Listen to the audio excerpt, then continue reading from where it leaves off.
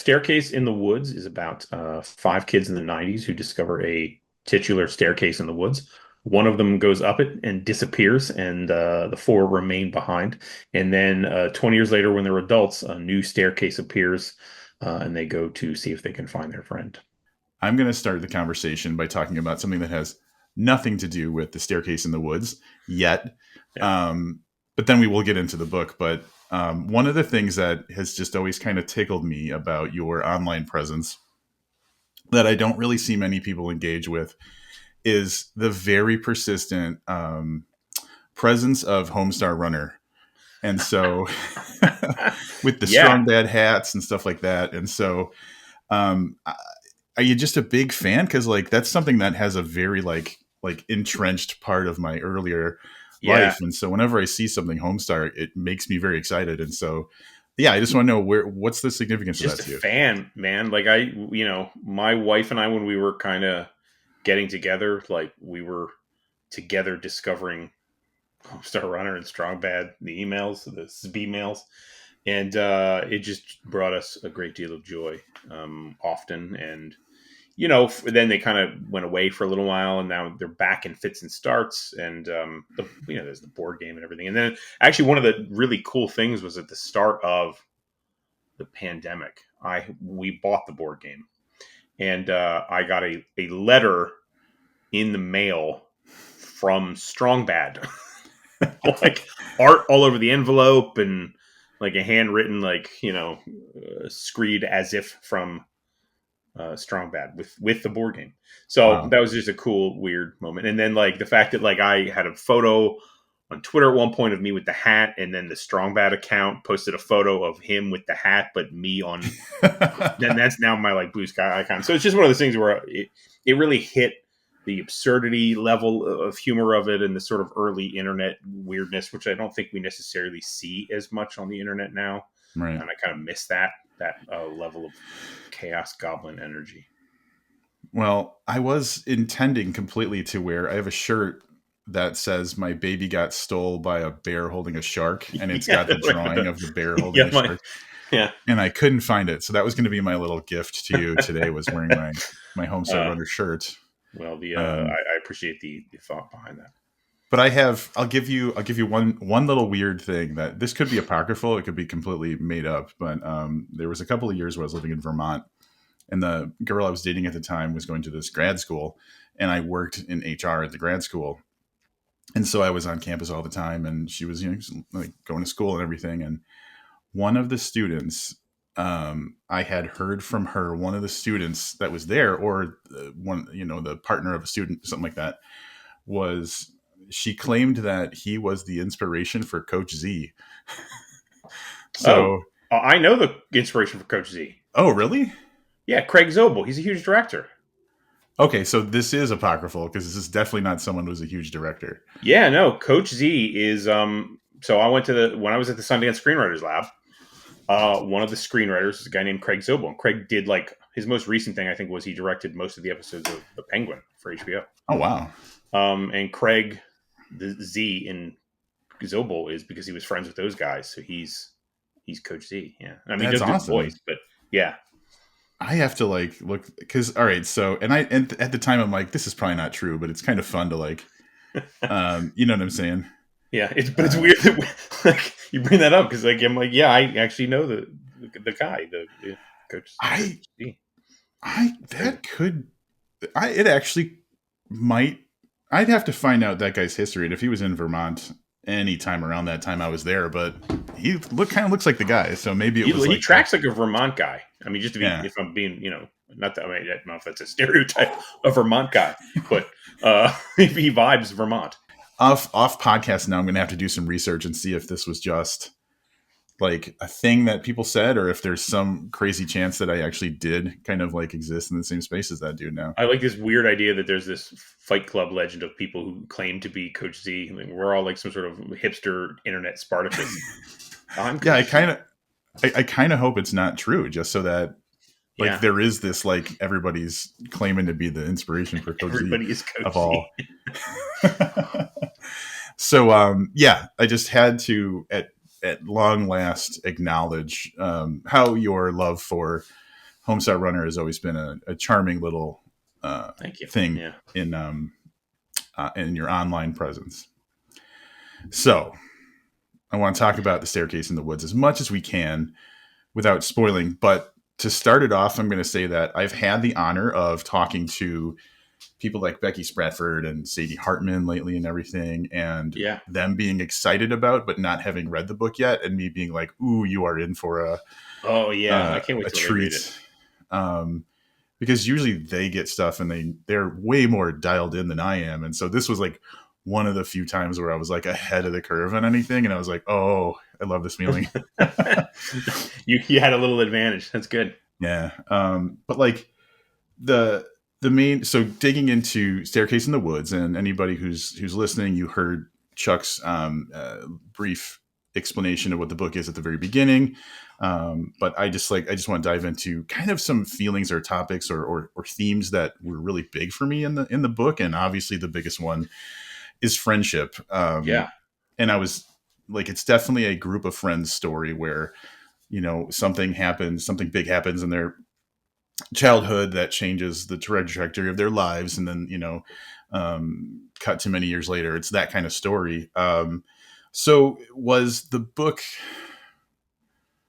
was that one of the original inspirations, that I want to write about friendship, or I specifically want to write about a group of friends kind of dynamic? Yeah. Like I mean, I knew I had a friendship book in me somewhere, just because I think it's such a I'm an adult sometimes grappling with like how do you make adult friends. It's very hard to like make them and keep them, and also to like kind of dial in what an adult friendship should be, because an adult friendship is nothing like the friendship when you're a kid, right? Like your kids, like you're kind of all in. You're like, let's go do this stuff and together, and like we're ride or die for each other. And then like adults are like, do you want to go get a lunch? And then like that's your friendship. It's like, well, he's like my lunch friend. Like we go out to Right. lunch together, and that's like the period on the end of that sentence. And you have real conversations. It's not super shallow, but it's just not that kind of deeply intense thing you maybe have when you're a kid. But then also I have my own kid, and sort of watching how friendships are shifted in his generation. Like, I mean, it's not. I don't think it's just him and his school. Like I hear this from his guitar teacher and from some other parents who have kids, that like the friendships are a little more flexible. They're not as like ride or die for each other. There's not a lot of as much BFF kind of stuff going on. So I was just sort of fascinated with the idea of like friendship in general, how they happen and how they break apart. And like, 'cause friend breakups are like one of the hardest breakups you Yeah. can have, right? I mean, that's just staggeringly upsetting. And I've had friend breakups that still kind of like you still dream about those people. You're like, would live in your head. So I knew I had that book in me somewhere, and I didn't know what it was. But then I have this notes app, which is like years of just random note ideas. Yeah. And at a certain point, like maybe 2 years ago, when I was pitching sort of my final book in the one contract I had, I scrolled to like the very top of it, and it was like the through line for the book. Like 5 kids going to the woods, the staircase disappear, and I was like, oh damn! Like there's my friendship book. And what was wild was I was originally pitching it not as an adult. I pitched it as a middle grade. Okay. And so I'm like, that's pretty cool. Like it just doesn't have that second dimension of like where the adults now going in. It's just like the kids find a staircase and what Okay. happens in these middle grade. And like as I started to kind of pitch it out, I'm like, this feels really dark. And then I did send it to them, and they're like, this feels really dark. I'm like, yeah, yep. No, that was you know you're right. It is. So let's refigure this for an adult market. Well, one of the things that's in it, one of the things that made me think about a lot, was the idea of lifelong friends or childhood friends that you still are in contact with, because Yeah.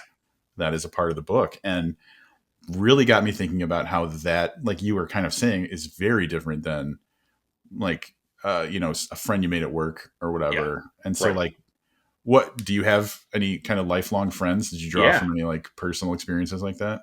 Yeah, yeah, both the lifelong friends who I'm not friends with, and then lifelong friends who I'm still friends with. And then in Yeah. the middle terrain, you have the lifelong friends who are now just kind of like Facebook buddies. Like, Right. like Right. we, used to be like real dialed in, and then now it's just like, hey, I got your, Christmas card, or I see your kid. Oh, congratulations, they're happy Yeah. birthday. And then like that's sort of it kind of becomes an inadvertently really shallow connection, which is fine. And it's not, I mean, I think it's maybe sometimes supposed to be that way, and not everybody needs to be connected by the brain for their entire lives. But it is weird. It's like a weird, jarring sort of like, sometimes you're like, do you remember when we did that, whatever we did together in high school, and it was really super intense and it was awesome. And now you're like, hey, good job at work, promotion. Yeah. All right. See you later. I'll talk to you again in 9 months. Yeah. And one of the concepts, so the thing about lifelong friends for me is that there's like a gravity or a depth, possibly potentially, to that relationship that you can't start later in life, really. So like there was No, the whole right. idea in this book of the covenant, and the covenant was their childhood kind of agreement that if anybody fucks with any of us, we Yeah. are gonna We we're fuck showing back. up for you. Yeah, Yeah. we fight back. And um and so like that put me, when I was thinking about that, it put me in like, who of my lifelong friends, you know I don't have a covenant like is kind of laid out in the book, but I know that if I get a call from them and anything is needed, Yeah. something about that fact that I've known them for so long and we've gone through so many things together means I'm not even going to hesitate to do something for them. Whereas Right. like if it's the person I met, back in Vermont, like I was talking about earlier, maybe I'm just like, oh man, that sucks. I hope everything goes okay. Right. Instead of like, I'm in the car now. I'm Yeah. already 5 minutes into the drive. I've got the Right. shovels and the tarp. We're ready. Yeah. So, but that's a very important part of this story is like the idea that, or even just approaching the idea of like our commitment, our level of like ride or die or whatever for our friends. Yeah, and then it's broken here, and so you've got basically like one character who still thinks they should all be ride or die for each other, and the rest are like, Yeah. should we though? And it's complicated. Yeah. It really causes a lot of chaos, I would say. Yeah, an emotional fallout. Yeah. Yeah.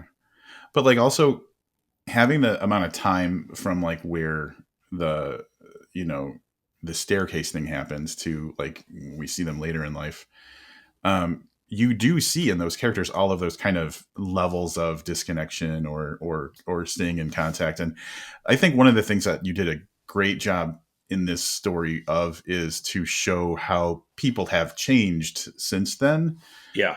for better or worse, and how that can really mess with the relationships of friends as well. Yeah. As you start to kind of move apart, and then also there's that other thing too, where like I think sometimes people move apart in sort of response to the other people. It's not like, well, Yeah. I'm just moving in a direction that I feel like I need to move in, but it's like, well, I'm moving in a direction because you moved in a direction, and now it's like this strange emotional chess match of like trying to feel like, well, where do I fit in with your Hmm. life anymore? And if I don't fit in with it, then am I going to react sort of in like a oppositional defiance against you?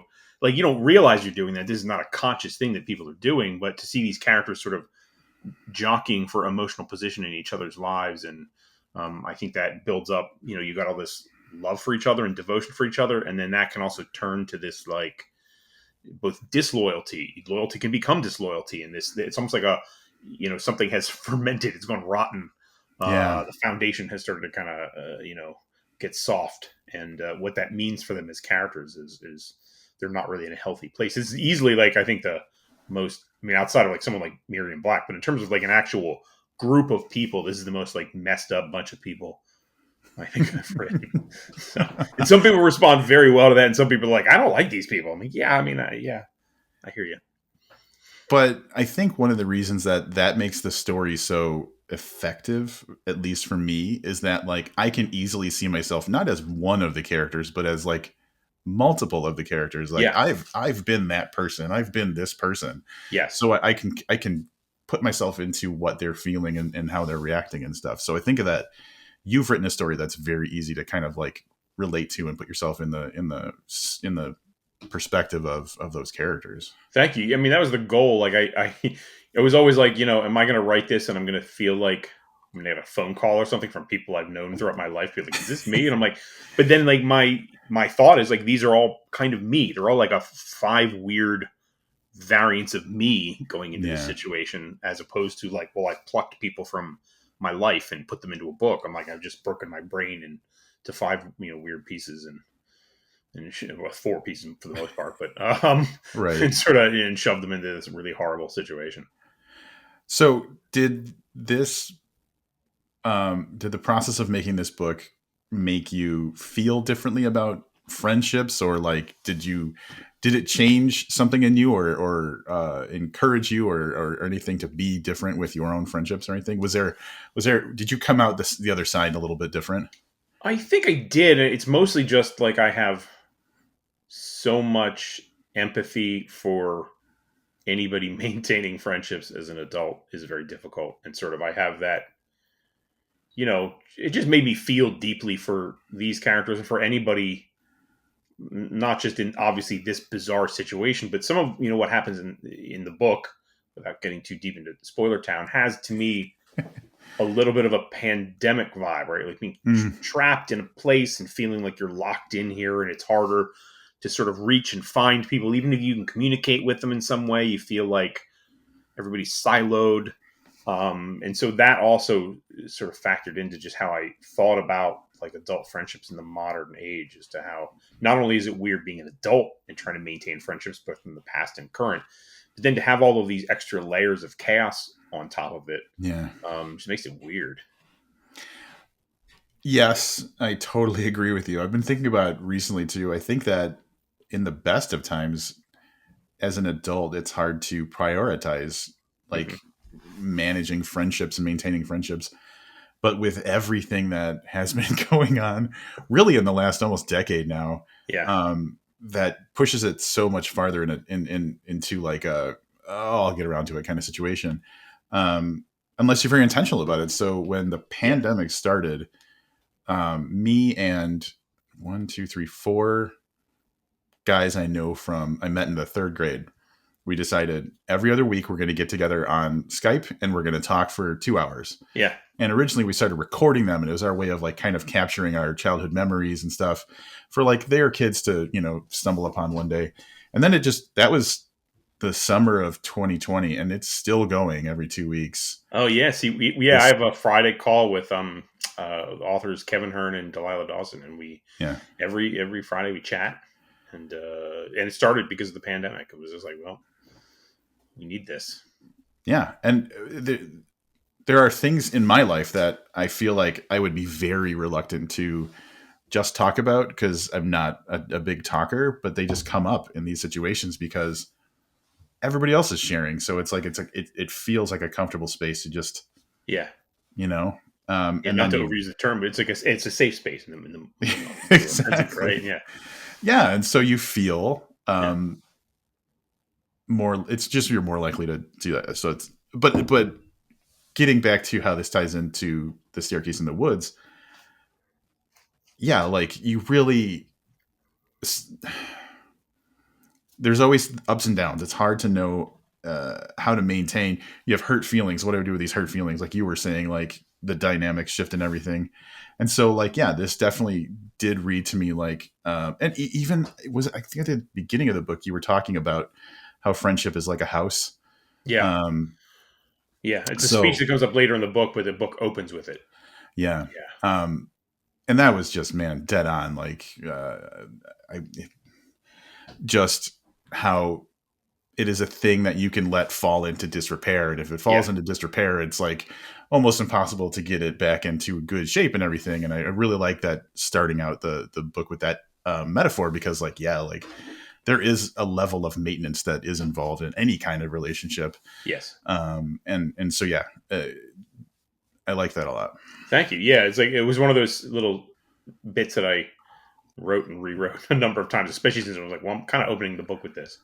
Yeah. And so I really needed to feel like it not just is well written as much as I can write something, but also that it makes sense, like that the metaphor tracks in a way that like every piece of it kind of feels like it's locking together, and not just like, well, I don't, sometimes you read a metaphor and you're like, I think you've lost the thread on the metaphor a little bit, and it's starting to fall apart at the edges, but I hope that one held.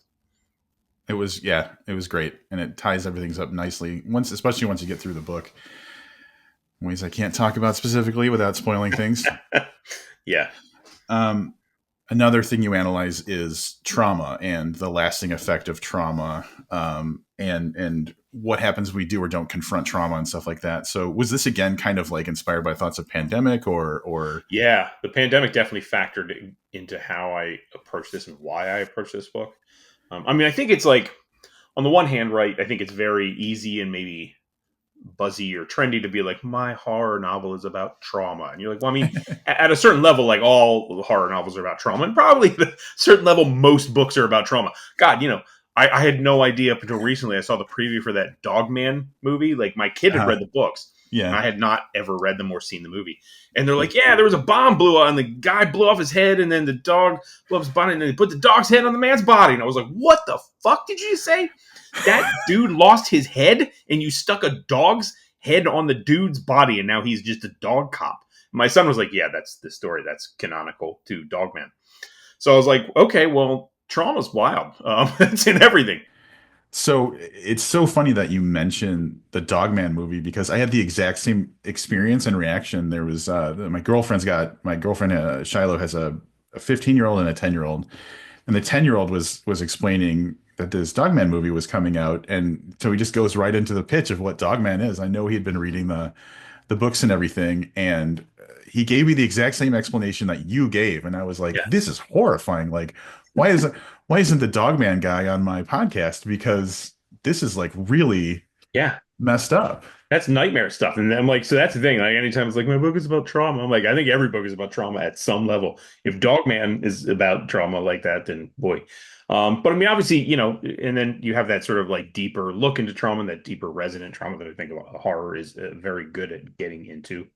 Yeah, Um, and I think too, just sort of a general sense of being people in the modern era were a little more aware of it. Like my dad would have never been like, I experienced trauma when I was a kid. Like he just was like, yeah, I just fought my dad, and then we never talked again. And I was like, oh, okay, that you had trauma, dude. Like that was what, and that's really what I tried to hit at the heart of in the book. Like a book of accidents was like the family side of that generational trauma that just keeps kind of repeating and repeating. yeah. So in this case, I'm applying it to the friendship situation. I mean, and I feel in some ways that Staircase ends up being a sister book to Book of Accidents because Hmm. of that. I mean, very different stories, but sort of about a core group of people and going through something. Now, the family in Book of Accidents holds together much better at the start than these friends do. I think at this book, but yeah, Yeah. Um, you mentioned, and I don't know if you and when you mentioned the like earlier generations talking about trauma or not talking about trauma, it got me thinking about a conversation that I often have with my girlfriend Shiloh, which is about how generationally like parenting is different from yeah, how things were. And she talks about how, our parents were in, what was like the Depression or World War II or whatever. They had really fucked up lives. And so when they were parenting, they were awful. And then yeah, those parents grew up in the time they did, but they had these real awful experience with their parents. So their parenting was affected by that. So there is kind of like a residual effect, like yes. a memory, a trauma memory that's kind of passed I down. think so because the memory makes you act a certain way, and even if you try to repress it, there's always that like, and again, Book of Accidents sort of handles some of that or tries to address some of that. Is like you can see wall it off, but that doesn't necessarily deal with it. It's Right. just like, well, I've cask of Amontillado it behind this wall, so surely it's fine now. Yeah. And we're all going to be good. You're like, well, we're not going to be good. You do have to sometimes air that out and deal with it in some way, or it is going to come back to get you. So there's multiple layers of how we respond to that as parents, as people, and and trying to not give it to our kids. Like I'm constantly like, I was sure I was going to be an awful dad at first. I was like, this is, I Hmm. don't know what is inside of me. It's not going to be a good situation. And I mean, I don't know if I'm a good dad, but like my son and I have a great relationship and he's a blast and like, the coolest dude I know. So very fortunate that he's in my life and I feel like he's, I'm hopefully not just like stuffing him full of whatever nightmare candy my own personal pinata has been filled with. Well, I think that speaks to the idea of we try to overcompensate too. So, whatever we didn't like as kids, that's the I'm never going to do that as a parent kind of Yeah. thing is pretty Yeah. common. So like my father left when I was like 2. Oh, And so Jesus. like in my girlfriend's kids' lives, it's very important for me to be there for stuff. So like Yeah. you have a play that you're acting in, I'm always going to be there. You have a piano recital, I'm always going to be there. And it's because that absence was something that just still bothers me. And so, Sure. yeah, I think in a parent, from what I've seen of everybody I know who are parents, they do kind of like say, this is my line. This is the thing that really matters to me. And I'm going to not let that carry on into this Right. generation. Yeah, there's so much of either some people repeat it or they react to it. And if you Yeah. react to it, it means you're kind of aware of it and you kind of like, I'm gonna respond to it in a counter way. But some people just like, I fell into it and became my dad. And you're like, oh, uh-oh. Right. Hey, well, if you had a great dad, maybe that's a good thing, but Well, yeah, it is. And I mean, I think at the end of the day, I mean, some of the even the bad dads sometimes probably had something good. yeah. We love our parents for the reasons we love them, and there's usually some aspect in there that we can maybe bring with us. But trying to sort through that stuff is the difficult challenge of any adult life. Yeah, absolutely. And then sometimes, I guess in the plot of this story, a bunch of people who maybe are at different levels of coming to terms with their childhood trauma get thrust together and have no choice but to confront it now. Yeah, and see, that's the other thing too, and to kind of go back to what we were just talking about. I don't know. I'm guessing we're of the same similar age, and I'm guessing that we were kids. We were like, man, parents suck. We got to get the fuck out of the house. You like everything you did was like, I got to get out of this house. I got to Yeah. find a way, and I'll be back at 8 o'clock or 9 o'clock, whatever the latest possible time I'm allowed to show back up at this house. I don't want to be here. Now parents kind of like, or kids kind of like their parents. Like parents have compensated for the problems of the past, and I think, and have become, I don't know if they become necessarily better parents all the time, but they're definitely more likable people to their kids. Yeah. And as such, the kids are not always like, "Well, I got to get out of here and go hang with friends." Friends now are not a like a defense against parents, but in Staircase, the friendship is formed in part because these kids are all like, "Well, I want to get away from everything, Yeah. and I want to get away from my parents, and I want to get away from school and from bullies and from whatever else I got to do." And we find each other in this middle space. Because I know sometimes people will be like, "Well, I don't know why these people would be friends together." And you're like, because that's sometimes how friendships were. They were like not just like we're five nerds and we love to hang out. It's like, that freaks and geeks thing is a real vibe. I think. Yeah, it's like I'm not trying to cheapen the idea, but like sometimes it's like you come together out of need. Yeah. Like um what's missing in my life, this person fills that. and Hmm. and so I need them, I want them in my life, they make Yeah, my and they life. understand it, and I Yeah. understand them, even if we're Mhm. different people in a lot of different ways. Like there's something there, Yep. pathway formed between us because of our shared common traumas or parent nightmares or whatever class we hate or whatever it is. Uh-huh. Which is interesting, yeah, because like I wonder what that is now for kids, especially like pandemic growing up where so like like some kids now, when do you actually have good friends? Are you Right. like, do you even have friends? Like, or what does that look like? Yes, but they don't have, at least in my experience, kids don't have as many like good friends. They have like friends. Oh, this is my Mhm. friend. He's my friend. They're all my friends. The class gets along. We're all friends.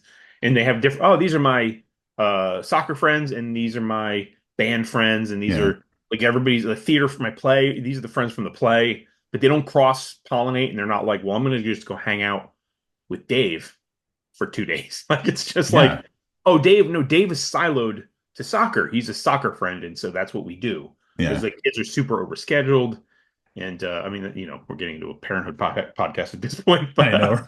Right? it is. It's like it's a weirder situation. So like it's interesting to write this book and then to wonder like if a younger person reads it, are they gonna get it? Because like who what like you did what with your friends? You went camping for a weekend and got high? Like is that like, Mhm. yeah, I mean, I don't, yeah, Yeah. Well, I think about that with like I do think about that because I guess the counter to that thought of like, is this going to connect with the kids of now is like, stories take place in the time they take place, and Yeah. so if they're authentic, they take place the way that that things happened then. And so even if you're not of that time, I'm reading a part of this story took place in the 90s, and so Right. it's a 90s thing that's going to be different than, there weren't cell phones, whatever. Right. Yeah. So maybe that's good to Yeah. I mean, I show. think yes, as a snapshot of a something that was real, and then to see what that's like now for these people who very different situation. Yeah, like, why can't I live in those times? No one's saying Right. that. I kind of, with everything that's going on now, sometimes I feel like, why can't I live in those times? Yeah. Yeah. Uh, Sometimes we could just go back and get some of that stuff back. so are there any, because this is like a group of friends kind of foundation, are there any books, movies, anything that come to mind that, not that you necessarily were inspired by, but like you're thinking, oh, this is of that group of things? Obviously, Yeah, I it, mean, like the Stephen big King's one It comes to mind, It is or probably the big one, and I wasn't thinking of that as I wrote this, but I do think like the lessons of it are still sort of in my brain. It's a book I love, and I love the first movie. I don't love the second movie so much, but for what I think is a wonderfully successful book and a book that I really adored as a kid. At the same time, it's also like there's weirdnesses with that book, both in terms of the content and also like sort of how it unfolds, in terms of the plot, that I thought I didn't want to necessarily fall into any of those traps as well. But a book, honestly, weirdly, a series that kind of it's not a horror series, but like the Wheel of Time series sort of hmm, has this thing, and like the Hunger Games a little bit. Like it's not necessarily friends growing up and seeing what happens as an adult, though you get that in Wheel of Time to some degree. Just that sense of like people having friendships forged in a certain situation, and then suddenly you have to lens those friendships through a much darker, upsetting world. The way the Civil War unfolds in Pan Am, and obviously there's the Wheel of Time characters as they grow up and up and up and develop powers and get into all of the craziness that goes on in those books. That vibes for me too of like maintaining friendships as you change and grow and gain new powers, so to speak, and adjust your entire worldview and join new groups and stuff. I think that's one of those things that is interesting to me. So it's almost like starting at YA and becoming adult in terms of the transition of narrative. yeah. Um, I'm gonna do a little bit of a random turn, Hmm. and because we haven't really talked about like the staircase, Yeah, the staircase. but I was really charmed by, so after the story you have your afterword, and it talks about like Hmm. you had gone to this book event, and in the book event you were talking about, oh, I'm doing this story, and they're like, there's one nearby, Yeah. and so it's well written, and I really enjoyed that part of the book. But I at least want to shout out the specific place, which is Madame Sherry's castle. So do you have Yeah. anything you want to say about that place or that experience of going and visiting that? It was just cool. Like, first of all, it's one of the great things about hanging out with like readers and stuff is just because cross-pollinating, that brain stuff is always good. And Gibson's in New Hampshire is such a phenomenal store, and Ryan really brings the joy to those events. And so I was doing the event with someone you spoke to recently, Clay. And so hanging out with Clay, and I was, it was the final part of it, and people were asking like, "Well, what's next for you?" And I was like, "Well, I think I'm writing this book, about the staircase." And they were like, "Oh, yeah, there's one near here." And the person actually thought it was in the wrong direction. So I initially was like, "Why? I can't go see it because I have to go toward Vermont to do a book event in Saratoga Springs." And but then I Googled it, and I was like, "No, no, it's absolutely in the perfect direction. It's like practically along my route, as long as I just take a little detour."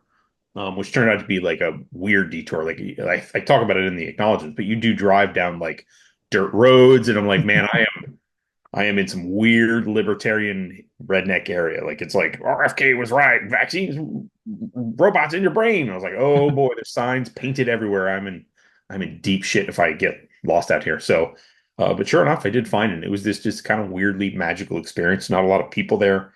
It was like a little bit misty and rainy, and salamanders everywhere. It was just a really cool experience. But There are like staircases in the woods all over from where I'm at. In fact, my son was like, "Yeah, we have one at my school." I was like, "Oh, do you?" Like, well, don't go up it. Please don't go up it. Just as a theory, just don't walk up that and don't send your friends up it. If you have someone you don't like in your class, dare them to do it. But stay up. So, we stayed at like a during the pandemic. We rented a Airbnb that was like I don't know 20 minutes away because it was like it just felt like a vacation. Like we'll come back and feed the dogs, take out the dogs, but like we will go to this other house that is different Hmm. and feel like we're on vacation. It's like a weird, thing. But they had a staircase in the woods too, next to this like just tucked into the trees, giant giraffe, like a fake giraffe. It was pretty bizarre. And it was like I think it must have gone to maybe like a tree house at some point, but there was no tree house. It was uh, just a crooked one way and then the other way staircase. And it was a creepy little viewpoint up there. So they're kind of all over, and they just have like they're very easily explainable. Like they totally make sense that they're there. They're like, well, I mean, there was a structure here, and that structure was facing the elements, and the elements took those things down first, and the staircase is in the middle, so less touched by the elements over time, and it needs to be stable. Out of all of the things right. in the house, the staircase really should hold up, or you're going to have a problem. So as the last thing standing, it does sort of track, but it's always a creepy thing to just find stairs to nowhere. Well, I think that what because I'm thinking about similar experiences. I don't think I've ever run across a staircase, but like you find that place where you're like walking around in nature and there's like just like the outline of a foundation of a building. Yeah, And the thing you immediately do, and I don't think anybody can resist doing this, is you start to make a story. Like you yeah, cannot help but create in your mind the story of what happened here. yeah, And so I feel like if I saw a staircase, the story would just be more fantastic in a way. yeah. You can run Narnia real easily if you go like instantly Narnia, and I'm like, well, what would Narnia look like in an absolute nightmare Hellraiser type scenario? Like I Yeah. want to do the evilest Narnia situation we can get into. Yeah. And so like that is a nice creepy leaping off point. No pun intended, I guess. Yeah, right. Yeah, Uh for the story. But one thing I'm going to acknowledge is that every time I've talked about this book in like podcasts or whatever live stream thing, the thing I say is, and this is where we're going to be like, we can't talk about what I'm about to mention, yeah. is I say, I can't figure out how Chuck managed to do everything with this book. And what I mean by that is the the premise of first of all, the premise of just like the setup of, you know, we lost a friend who went up this random staircase in the woods. That's enough for any story, if you ask me. Just following that thread, that's good. But there's so much more stuff that Yeah. happens in this book and stuff that happens we can't talk of that spoilers that the concept is so big and bulky and heavy that my when I got to the end of the book I was like he fucking did everything, but he did it so well that it's smaller than, you know, a lot of your books. Oh, yeah, it And is. Yeah. but it still feels so lived in and nothing feels like, oh man, he really beat this to death and didn't give enough attention to this. It feels really balanced and paced well and everything. And I'm like, how did he do it? So like, what's the deal, man? Like, Oh did man, I don't know. Yeah, just a fugue state. I just went to a fugue state and this came out of me. No, I don't know. It like first of all, it was really going to be probably a much bigger book, just because like I had bigger ideas about the story, and again, trying to elide the actual plot of it. I had places it could and was going to go that were sort of deeper than where it was. And the edits were like the most important thing for this book. I mean, edits are important in any book, obviously, but sometimes a book really super changes in an edit, or sometimes a book doesn't change at all in an edit. This was a really funky edit in that fundamentally nothing changed about the book. It was the exact same structure. Everything that happened kind of happens. But first of all, Hamish was a point of view character in the initial draft. Mhm. So it was 3 points of view. But there were also some other character things coming into it and some other situations and scenes. and those were gone. But then it also was just like it's a real Ship of Theseus thing where I like kept it the same, but Yeah. massaged like almost every chapter into sort of directing it toward what ended up being the kind of reason it existed. And the thing about these friendships and these, especially these two characters, Owen and Lore, who sort of really are at the heart of it, and figuring out who they were and what their relationship were and how they were messy, sort of messed up, unlikable people who I was like, I'm hoping you like them by the end because they start out being you kind of just want to like shove them, both in a locker. So it's just the edit really made that work and kept it, keeping it trim was also like because like, well, what if I just write another 100,000 words? It was like, well, first of all, that would ruin the point. Like it would just become a really big, just a purely plotty book. And that was the other thing, sort of in the beginning when I first started to write the book. One of the greatest challenges was trying to restrain myself from it being a really premise-driven, plotty book. Because like I don't know that this is good, but like I feel like I have in my hand like a perfect sort of spooky thriller premise, right? Five kids go up into then one disappears, and then 40 or 20 years later, the staircase is back, and they're going after it. And like from there, you could tell a really sort of like really plotty sort of adventure thriller kind of thing. And I was like, well, what if I do something really fucking weird with it? And I don't know that that instinct will pay off in terms of the book's sales, but it was where my heart wanted to go with this book, and it's certainly where I took it. Yeah. So I don't think I answered your question there, but Well, yeah, thank you. yeah, no, I think you got as close as we could before we talk about spoilers, but Yeah. uh yeah, of everything I've read, and I think that who else? I talked to Marguerite Turley, Peg Oh yeah, Turley. yeah. Peg is She local to me. Yeah, Yeah, she has read it and both of us raving about it. thank you. But I think yeah, because she was on that live stream with Sadie Hartman where we were talking about Mm, books we are looking forward to. So I was raving about it on there, and Peg was like, "Oh, I read it too," and like it's absolutely my favorite book of yours I've read, and I think thank that you. maybe she said the same thing. I'll have to go back and double Okay. check, but like there is something to this book that, and I hate saying this stuff because then you're gonna be like, well, he didn't like any of those other ones. Of course I did, but there's No, something I get about it. this one that like just really Yeah, I think certain really books nailed it. click in a different way, Yeah, especially not just with a broad audience, but with individuals. There's certain things just kind of line up like in a moonshot yeah, in your mind. And you're like, that really hit me in some way that's very meaningful. So I appreciate that. yeah, yeah. Um, and I will ask this question in the most spoiler-free way possible that we can absolutely cut if it doesn't work. But the I'm going to say something about the ending without saying anything about the ending. Yeah. The kind of final moments of the story are set up in a way where something is about to happen. Yes. Do you know what happens? I do. I wrote it. The first draft had an ending. It Oh, had a full, I wow. mean, obviously this isn't, but I mean, it had a full conclusion to what occurs. And it was definitely dark, and it was definitely like, my editor, who's Trisha Narwani, really one of the greatest editors, the greatest editor I've ever worked with, and very fortunate. I started working with her on Wanderers, and it was like a just a fundamentally exceptional experience.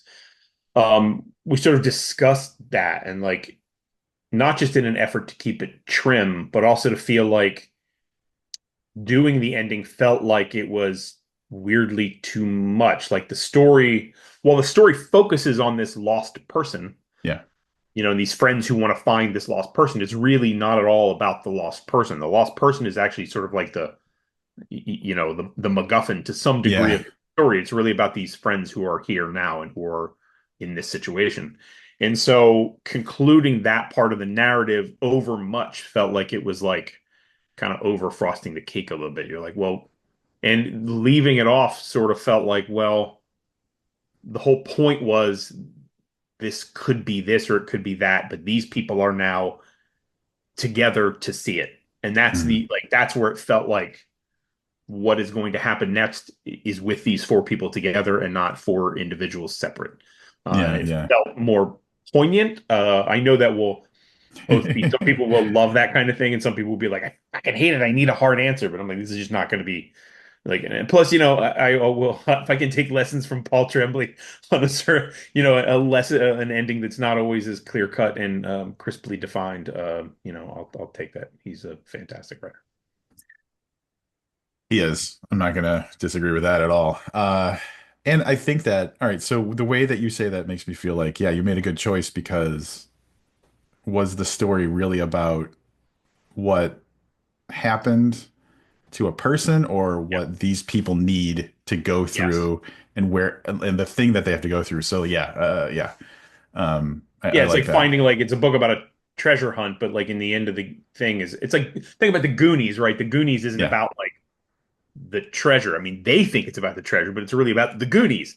right. See, this Yeah. is not definitely not the Goonies, but I mean, there's that sort of friends going into a dark situation to find something to save themselves. Yeah. And so it sort of felt like giving an end to it. I even tried like considering like what if the end was because it was pretty dark when I wrote it, and then like what if it went the other way, and what if it's like a, but then it felt like yay, it just seemed like this weird kind of like we did it, high fives all around, and I'm like Right.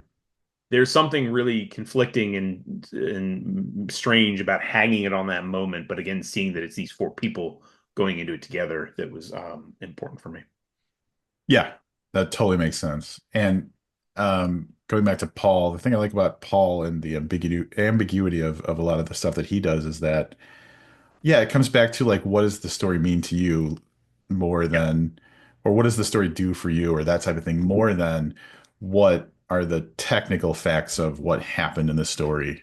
right, right. I mean, So, having a conclusion emotionally is important, but it yeah. doesn't always have to be like, well, the plot is perfectly, sealed off, and tiles laid and everything grouted nicely. Hmm. Yeah. So, with how we've danced around the things we can't talk about with the worry of spoiling them. I know people. Zoya Stage, right behind me here on the shelf, Yeah, had an experience with her book Mothered, where the it was great to be reviewed in the New York Times book review, yeah, but but that review spoiled yeah, a very important part of the plot. So she was out there saying, "Don't read the review." yeah, it's weird to be like, it's a good review, don't look at it. And then So I'm like, yeah, maybe can I like do that with all the reviews, like even the bad ones? I'd be like, this is a great review, just don't read it. They're all yeah, good. Don't look at any of them. right. So have you had that experience where you're like, I Yeah, like that's gone too far? yeah, there was like an author who, I forget, I won't even name them because I don't want to make anybody feel bad, but they said a really, really, really nice thing about the book on social media, and I was like, I retweeted, and I think I unretweeted it because it was, or not that we tweet anymore, because it had like the one key piece of the spoiler in there. It was like, Yeah, I was like, oh, but that actually tells you a big thing about the book. yeah. I was like, yeah. And some people don't care. So many people don't care about spoilers, but I still have that. Like, I love to go in a book blind. Yeah. I think one of the first Haley Piper books was sent to me, and I literally didn't know what it was about. It was No Gods for Drowning, which I think needs to re-find a home publishing wise.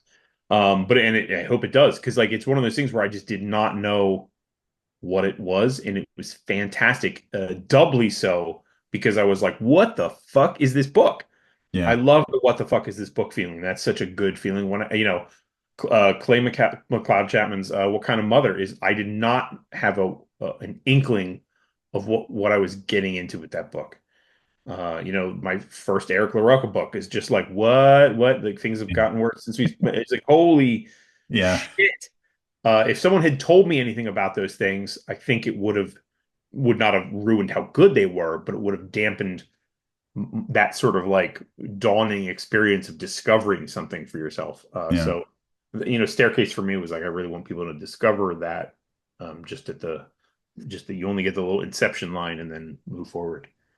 Well, I guess I'm thankful that I got the advanced copy so early and read it and prioritized it because, like, I was like, I haven't read a couple of your most recent books, and I'm like, I can't do this again because I really like reading your books, and so I was like, this is happening now. I'm going to read this book before anybody else was talking about it, and I'm so glad I did because I got that untainted, Yeah, you got it pure untouched. experience. I Yeah, did, no, yeah, it's a law. 100% Don't pure. be law. No one's walked on it yet. Yeah.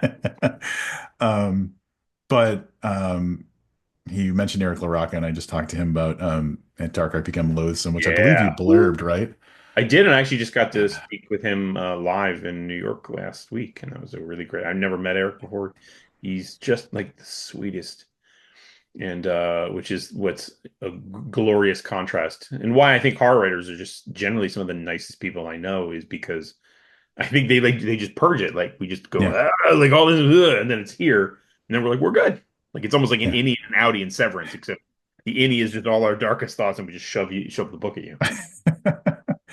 Well, yeah, and then but so his books, especially, we like the times that I've talked to him, our conversation has always had part of it be his books are not for everyone always, Yes. Yeah. but they're for someone at some point, and so it's important Yes. for people to explore things the way that he does. And I Yes. think that especially with that Dark I Become Loathsome, you're like exploring grief and you're exploring how Guilt. we react to trauma and guilt and all those things. And some people need to like have a perspective on that and it might Yeah. help them. Yeah.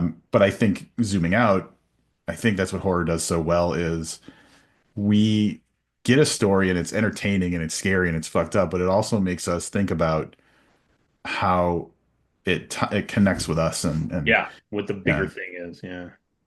So I didn't expect that so much with Staircase, but at the end of it, I was like, "Ooh, man, this story really got me thinking." So, I'm glad. I'm glad to hear it. yeah, Yeah, there was a lot. It made me think, and that's usually when my brain is kind of active on that. Again, going back to Clay, um, I've done a number of events with him now, and I think when I launch this book, I think I'll have him with me at Doylestown. And one of the things he said to me that stuck with me is like when he's writing a book, he needs to have skin in the game, which mm, is to say the book just has to kind of mean something to him. It's something yeah, about it connects to him, and like no point am I writing a book that is just like kind of for you, not you, the universal you. right, Like right, it's kind of got to start with me. Like I feel like I have to have something to say, not in a preachy thing, but like there's a subject that I don't either understand or that's bothering me or whatever, and I really want to just kind of work my fingers into it and see what falls out of it. yeah, um, yeah. I talked to Clay, like I said, for Wake Up and Open Your Eyes. I think we talked for the actual That's episode is like 2 hours and 45 minutes long, and we talked yeah, more than that. So that's a he while. definitely, but like he taking that thought a step further, he was genuinely concerned that this was a threat to his career Yes. to a degree, and Yeah, like he called me too, feeling that way, and I was like, no, I don't think. I mean, obviously, anything can happen with in terms of like if you catch the wrong. I've been on the wrong side of a certainly right wing social media with Star Wars and so forth, but right, that's kind of a thing you might have to deal with, but it would definitely not be ruining his career. It's a great book. yeah, yeah. I think it's hopefully only going to do good things for him, Yeah, because he deserves it. he does.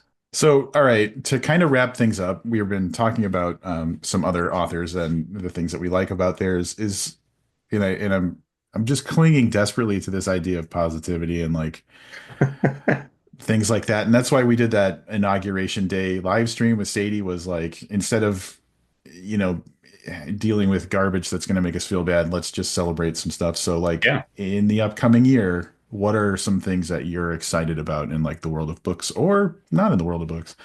Oh yeah, Sadie has a new one actually, and that I'm definitely looking forward to because Sadie and someone like Sadie and Emily Hughes are they're writing Yeah. books that are about horror and about the love of horror, and I think that's just such a fundamentally nice thing to see this sort of positive love for her because like for so long horror was kind of anathema, right? Like, when I produced Blackbirds, it was like it came out with the first publisher and they were like, well, we're calling it urban fantasy. But I'm like, I wrote a horror crime novel. Like, I very explicitly tried to do it. And they're like, yeah, it's not, we're going to go to urban fantasy. But I'm like, there's no urban, there's no fantasy. They're like, urban fantasy.